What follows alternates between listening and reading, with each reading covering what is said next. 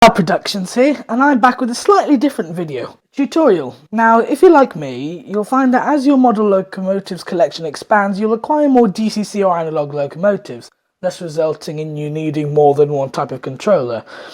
And for me, this was becoming rather a faff, not being able to quickly switch between locomotives.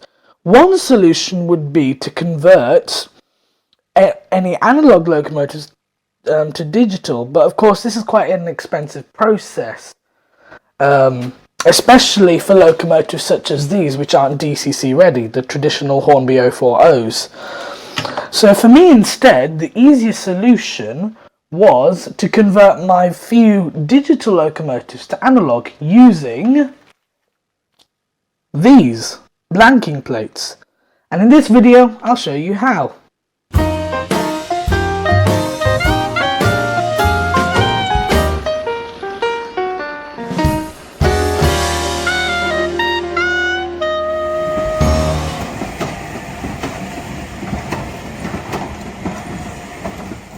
By the way, I just want to apologise in advance for the multiple audio cuts. I have no idea what went wrong with my microphone. You've already read from the title, this will only apply for the Hornby 060 locomotives, the railroad range ones. And I'll leave in the description a list of the Hornby locomotives that have this particular chassis and the ones that will be compatible with this blanking plate. Now, as you may have seen in a previous video, I've already converted this locomotive to analog, and it's quite an easy process. And overall, for all the 060s and the 060 diesels, the process is the same. You will need, of course, your blanking plate, and I'll leave a link in the description from where I purchased this. It's quite cheap. A few cotton buds in case you want to clean the motor or the motor worm. A small, thin, flathead screwdriver. A small crosshead screwdriver. A small bowl, and of course your locomotive of choice. I'd recommend is to open the package once you've received it, of course. In there you'll receive a sheet of instructions and the blanking plate itself. Now, of course, if you don't have your instructions, I'd recommend taking a good read and look of these, but it's pretty simple really. We're doing the diesel, so as you can see, it's just a couple of lugs, but I feel the diagram doesn't very well display how the process is actually undertook, so I'll try and make it as detailed as possible. So, first thing I like to do is remove the couplings. Now, these also hold bits of the chassis, so it will loosen the chassis clips and make it more easy to remove from the body. So it's just a simple screw it off. And the bowl is where I keep all the gubbins, bits of couplings and screws and whatnot. So just a simple removal. Now you'll want to identify where the removal clip is. Now on the Hornby J83, for example, you'll see at the front of the locomotive there are two things here. Those are not the clips we're looking for. For the J83 and the other steam locomotives, there'll be a small lug at the back, and there'll be the clip here. For the diesel, it's the opposite, however. In this case, the diesel has the removal clip here, and the extension plugs, the additional clips are at the back, but you can't actually see them, and you'll see why. So first thing, just carefully slot your screwdriver in, and there'll be a little bit, I'm not sure if you can see with the camera, there's a small gap, and you'll want to put your screwdriver inside that gap between the chassis clip and the body, and then it should just clip off.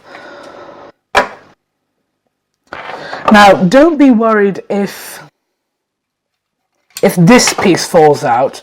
This is basically where the other two clips go. However, on the diesel, because it's slightly longer, it's already clipped in. So the easiest thing to do is just push that back in place, and if you want you can glue that, but of course be extremely careful. There we go.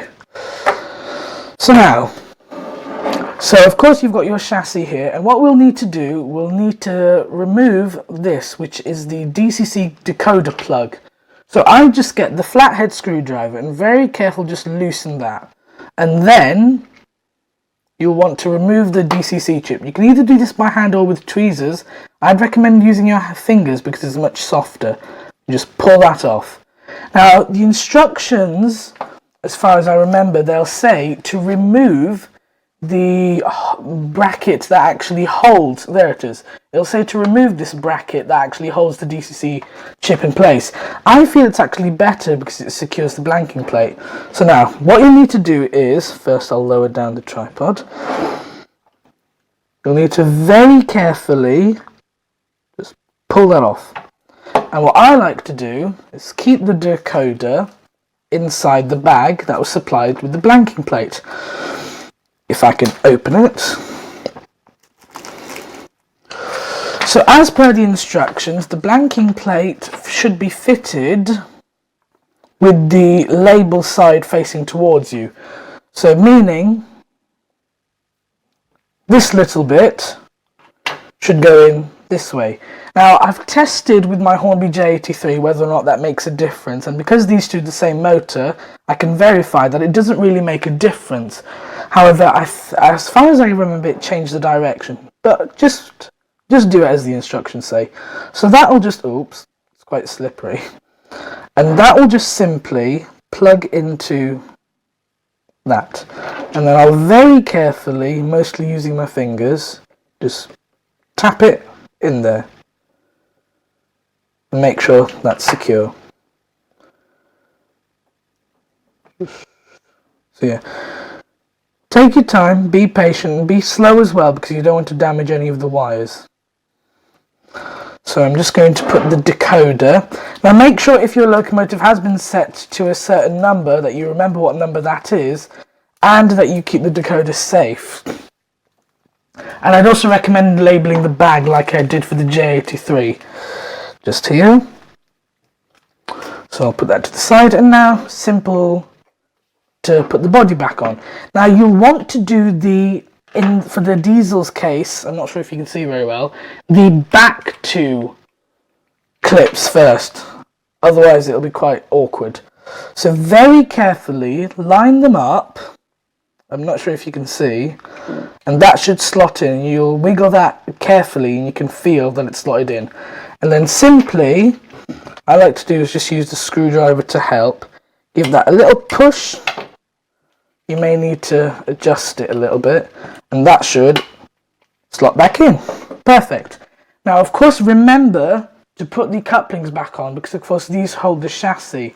If you don't, then you run the risk of the locomotive's wheels slipping within the bearings, and that of course won't be good. So just simple case of putting these back on.